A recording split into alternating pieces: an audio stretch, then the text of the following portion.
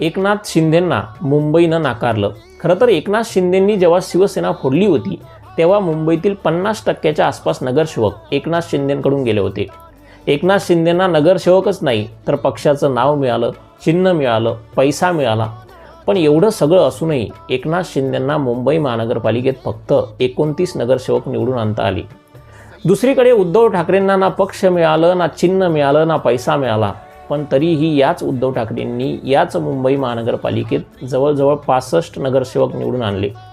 आणि हा निकाल देऊन मुंबईकरांनी संपूर्ण राज्यकर्त्यांना 2 महत्त्वाचे संदेश दिलेत। पहिला संदेश की तुम्ही कुणाचा पक्ष फोडून काही काळापर्यंत राज्य करू शकता, पण ही गोष्ट फार काळ भविष्याच्या दृष्टीनं टिकत नसती। आणि जर तुम्हाला असं वाटत असेल की कुणाचा पक्ष तोडून तुम्ही त्यांचं अस्तित्व संपवू शकता, तर तो तुमचा फक्त भ्रम असू शकतो।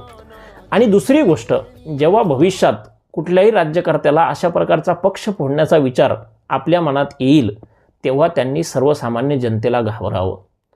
या संपूर्ण विषयावर तुम्हाला काय वाटतं ते मला कमेंटमध्ये नक्की सांगा। आणि अशा महत्त्वाच्या व्हिडिओसाठी फॉलो करायला विसरू नका।